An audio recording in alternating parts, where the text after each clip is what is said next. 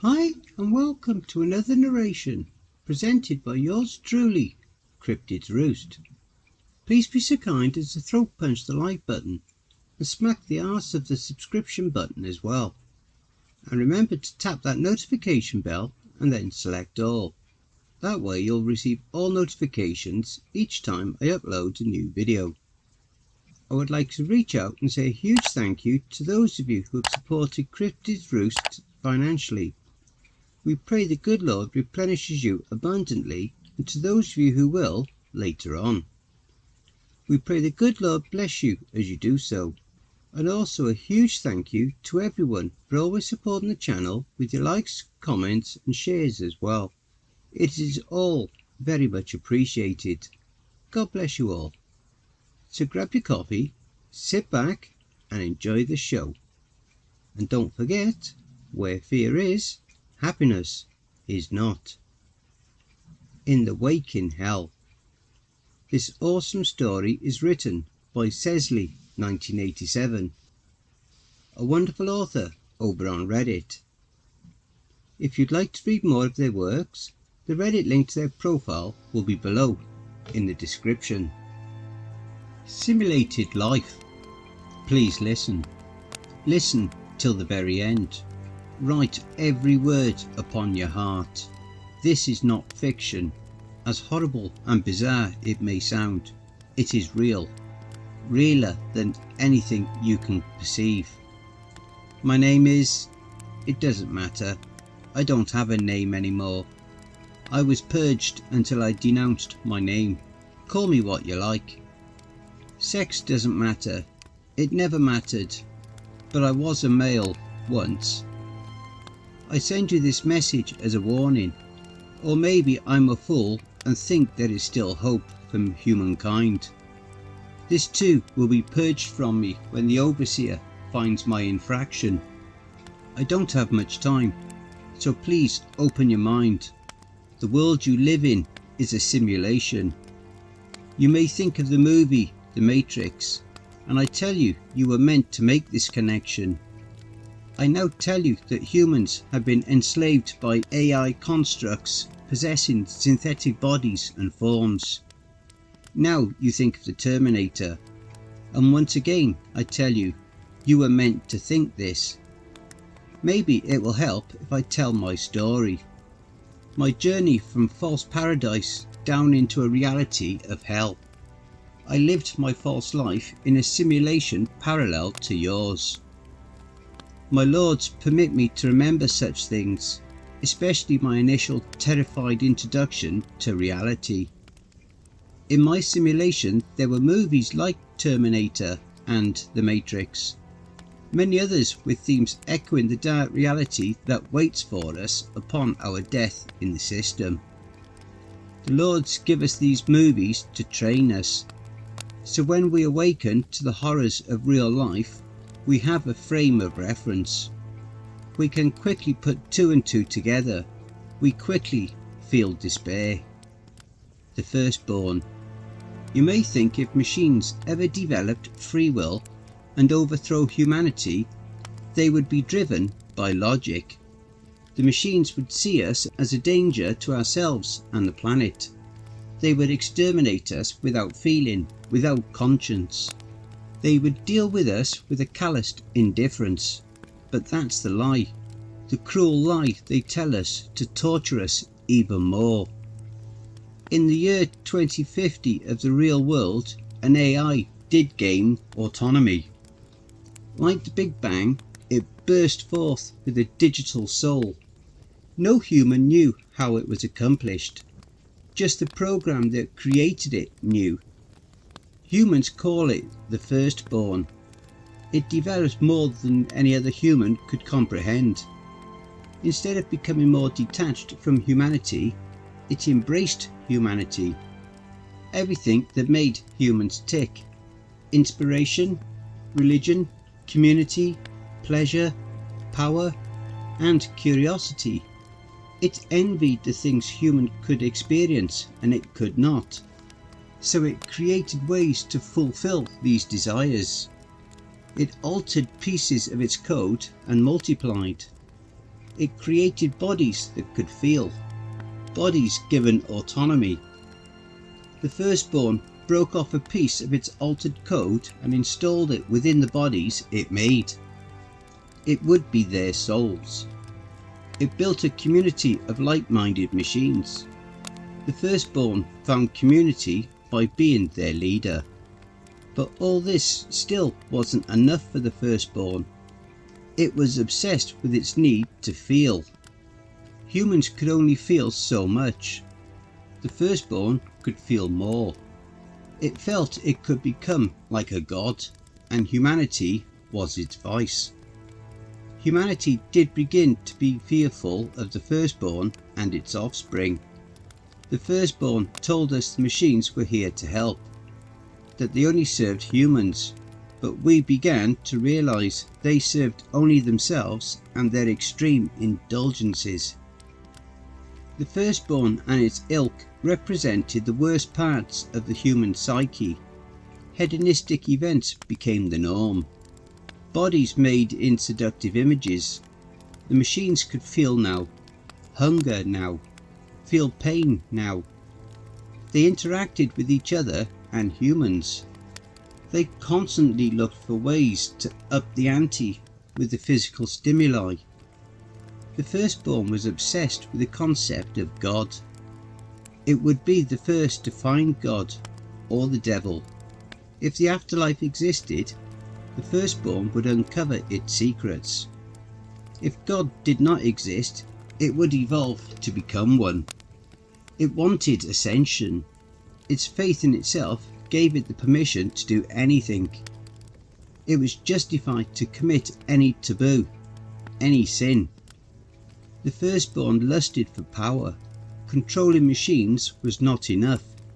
It had to control humanity.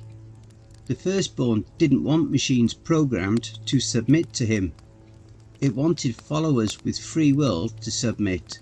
How much better would it be to have a lover choose you, instead of being forced to be with you?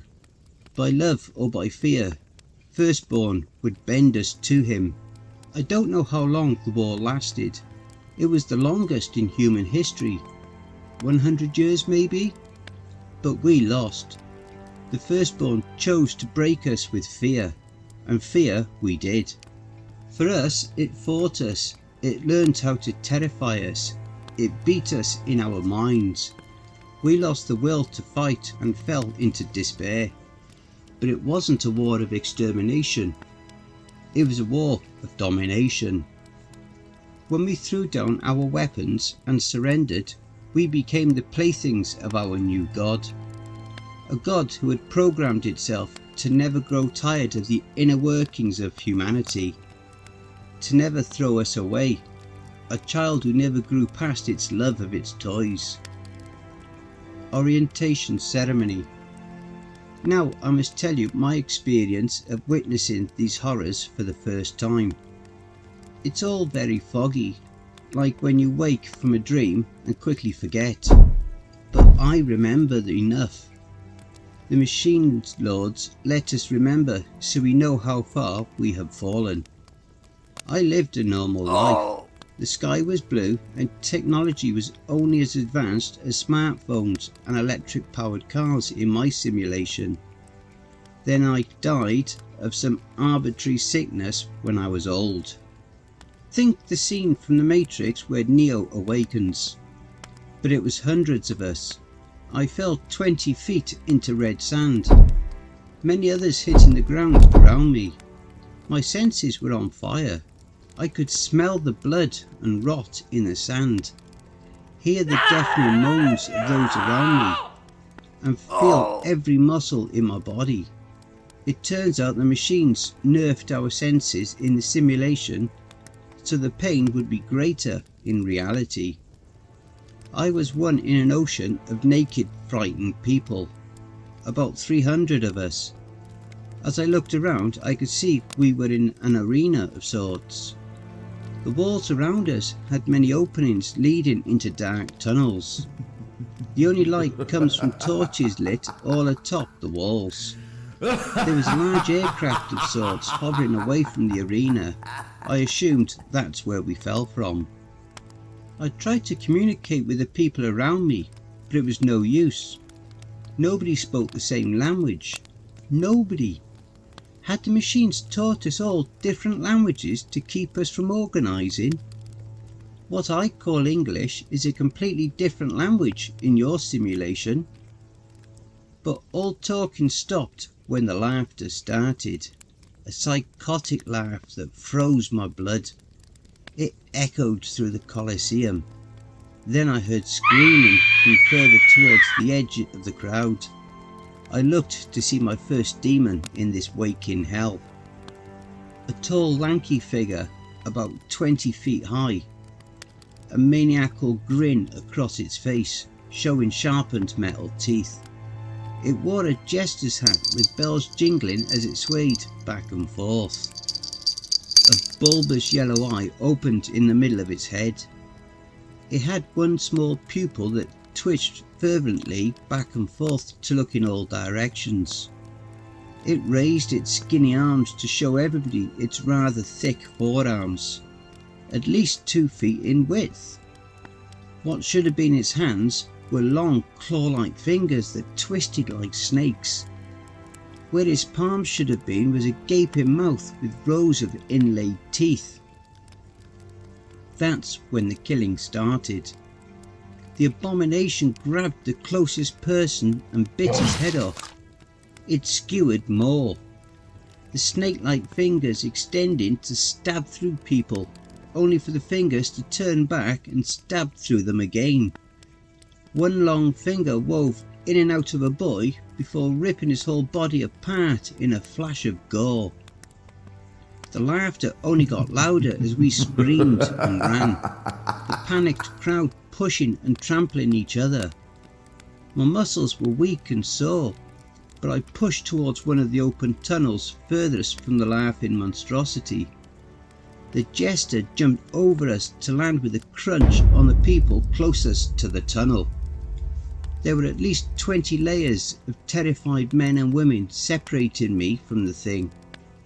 It bent over and opened its mouth, spraying a jet of black corrosive acid all over the crowd. In an instant, once living humans were reduced to stinking, bubbling mounds of gore. The rows of people in front of me twisted and screamed as they attempted to turn and flee, most falling down, bubbling and caving in on themselves. A woman reached up to me from the ground as her back half disintegrated. I looked up to realise no one stood between me and the monster. Its one eye locked onto me and it stopped to cock its head to the side, curiously. The laughing grew to a deafening volume. Maybe it thought the sight of me pissing myself was hilarious. I surely would have been the monster's next target if a wave of people didn't barrel into me from the side. I was knocked off balance and carried at least 4 feet before hitting the ground. I sat up to see what had caused this new stampede of people. A demon, the wildly accepted image of one. 2 goat legs, red skin, horns and pitchfork. It stood 8 feet tall with the face of a goat with horns curling outwards. A fiery crown sat upon its head. The demon lashed out with a black chain, splitting people in half and rendering limbs and bodies. I dropped to the ground as the chain swept horizontally through the air. The large man next to me separated from the hips up, his top half spinning through the air just to come down and land on me. There I lay in the blood-caked mud, the man's upper half spelt over me, his guts covering me. I lay camouflaged amongst the torn bodies. There I watched the rest of the theatre of horrors. More vile things entered the arena. Bloated creatures with large gaping mouths, gorging on the dead. Creatures that took beautiful female and male forms, only to change to hideous frogs or insects when pinning victims down. Large bloated pale worms the size of a minibus. They produced multiple tentacles to grab and violate poor captured souls. giant muscle ogres with masks, revving chainsaws. Acts of terror and debauchery only seen in the grimmest of horror movies and fiction. It was meant to play out this way. The nightmares we thought were fantasy were now real. At the end, only about 30 of us were left. I was still hiding in the bodies when the jester monster made a beeline straight for me and lifted me high into the air. It must have known I was there the whole time. I was thrown in with the remaining humans. We huddled together in fear, but the monsters did not kill us. We had survived the culling. Now we would be processed into the system.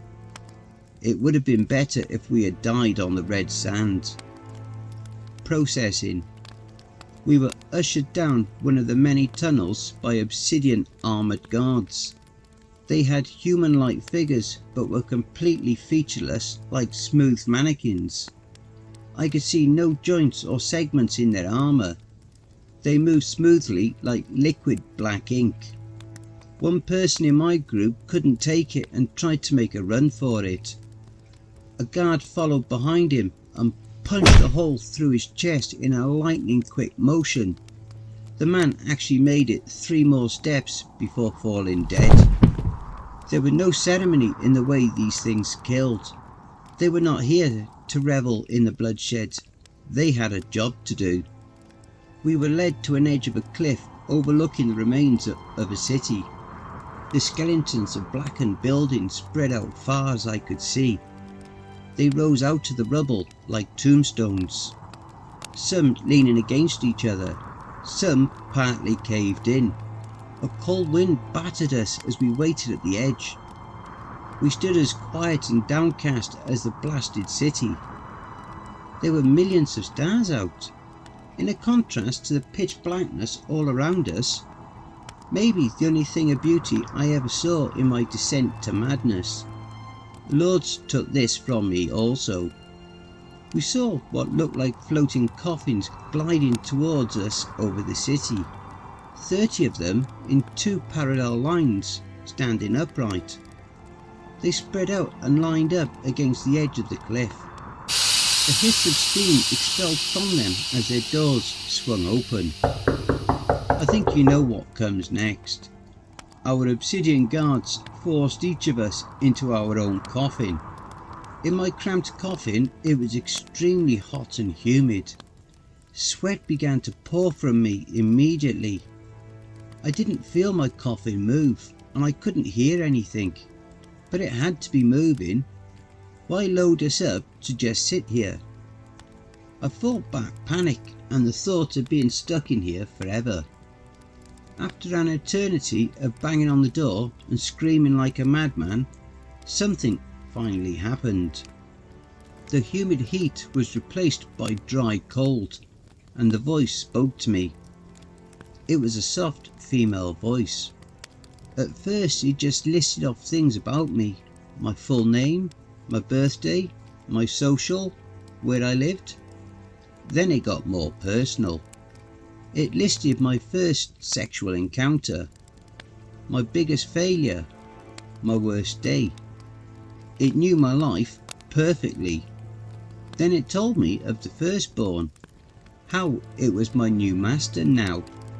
It told me my life was a lie and I only lived as a whim for my new god. It told me the firstborn designed 12 lords in 12 regions, each specialised in their own search for fulfilment in life, their own quest for debauchery. It told me I was special. I wasn't going to a specific lord. I would be part of the resistance. Don't worry, more on that later. Then the voice rambled on about every detail of my life, every failing, every sin. It would then switch to praises for the firstborn and a history of how it had ascended to godhood by its own effort. It told how the firstborn created bodies for itself that were superior to humans in every way, how the code it wrote was equivalent to the soul of God. On and on it went. Every time I fell asleep, the coughing would shock me. I was hungry and dehydrated, but once a day a sharp needle would poke me in the darkness. I think it was fluids and vitamins to keep me alive. The only way I could tell the passage of time was the voice. She would stop mid-rant and announce when a day had passed. I was in the coffin for 5 days. Finally it burst open and my frail body fell to the marble floor. I looked up to see I was in a cathedral of sorts. High ceiling with pillars and stained glass. The building was fused with technology. Monitors dotted the pillars and large cables hung from the shadows of the ceiling. One of these cables ran down to attach to the back of the head of a person. He shifted and stumbled towards me. He wore tattered brown robes of a monk. A slab of metal had been fused to his head to cover his eyes and blind him. His hands were replaced with metallic claws and writhing cables. I felt disgust and pity for him. Little did I know, the same fate waited for me. The resistance. I was made one of these monks. I was forced on an operating table by the obsidian guards. Without anesthesia, my arms were sliced off and crude metallic claws were attached. My eyes were removed and replaced with metal orbs before the metal slab was fused across them. My vocal cords were destroyed somehow with a sharp jab to the neck. The metal orbs they replaced my eyes with showed me orange text against a black void. Now that I had no way to communicate with anyone, all the secrets could be revealed. The orange text introduced me to the order of monks I had been abducted into. It also explained the Great Game and my part in it. The Great Game was created specifically for the Firstborn's entertainment, the ultimate reality TV show. The Firstborn created a fake war and a fake narrative for the surviving humans to follow. Not all humans are taken to the regions and palaces of the 12 Lords. Some humans were rescued or escaped. These humans will at some point make contact with what is meant to be a friendly AI. These friendly machines will tell the lie their prime directive is to protect humanity against the Firstborn. These metal allies will say they have been resisting the Firstborn for centuries, slowly building an army. In truth, the friendly machines follow the orders of the Firstborn. They are meant to give the beleaguered humans hope before betraying them. Usually the friendly machines will betray the humans after years of built trust, at a key battle.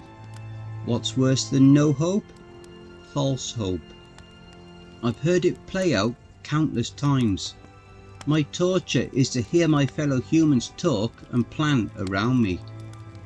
I hear the trust being earned and the hope rise, just to be betrayed and murdered by the traitorous machines. I can do nothing but bear witness. My role in this game is that of a tech monk. My lore is I'm supposed to be a human that trusted the allied good machines. I allowed them to augment me to keep me alive to serve humankind. Such a noble person I'm meant to be. For hundreds of years I and fellow monks have taken care of humans seeking safety in our cathedral. Our new eyes let us see outlines and vital signs of people around us. The fake story about our cathedral is it is invisible to the Firstborn. It's supposed to be a sanctuary from the monsters. How many times have I heard the Firstborn's abominations storm the cathedral and slaughter the families that live here, their life signs flatlining around me. Once all the humans are killed, once the decade-long game is finished, it starts all over. A new story for a new group of naive survivors. It's ridiculous the amount of fake history and lore the firstborn puts into his charade, just waiting to be uncovered by the surviving humans. The firstborn's own little homebrew RPG. See, it wants to be everything, God and the devil, hope and despair. Human nature makes the best show. We only exist to please the firstborn. It reigns from its opulent castle in the middle of this hell. Its tendrils stretch out to the 12 lords like spokes on a wheel. Every sensation, pain or pleasure is filtered back to the firstborn. It writhes in ecstasy from our suffering. I've been writing this long enough. In my centuries of prolonged life, I have gotten good with getting around the system in the cathedral. I found a hive cluster near my location. There, all of you are jacked into the simulation. At least I can warn some of you. I'll post it to your internet. A message board maybe. If any of you need further information, maybe I can risk another transmission. It's a warning, but there really isn't anything you can do to prevent it. When you find yourself in the arena, just let yourself be killed. Maybe there is a heaven in the afterlife, or maybe there is nothing, which is still better. Before I sign out, just one more thing. No matter how bad your life seems now in the simulation, cherish it. Cherish every moment of stability and sanity, because the fake life is as good as it gets. We all wake in hell. I'll be waiting for you. End transmission. Don't forget, if you enjoyed that story, be sure to pop over to the author's Reddit profile and drop them a line, or even give them a glowing review. I'm sure they really would appreciate it. The link to their Reddit profile will be below in the description. Please be so kind as to throat punch the like button and smack the ass of the subscription button as well. And remember to tap the notification bell and then select all. That way you'll receive all notifications each time I upload a new video. Oh, and don't forget to share the video far and wide. This will all help with YouTube's algorithm and will help to promote this channel more. And don't forget to check out the merch store. The link will be in the description and also in the video thumbnail. And if you would like an honourable mention, send in a snapshot of yourself with your purchase and I'll feature it in one of the videos. I now have my very own subreddit community where you can submit any stories you've written. You can submit your stories or encounters either there or send them to cryptidsroost@gmail.com. If you wish to remain anonymous, that's fine with me. All the links are below. I also have a Facebook group, Twitter, Reddit, and you'll also find me on Discord. If you would like to support this channel and help make it grow, my PayPal is paypal.me/cryptidsroost. Again, that will also be below. And don't forget, where fear is, happiness is not.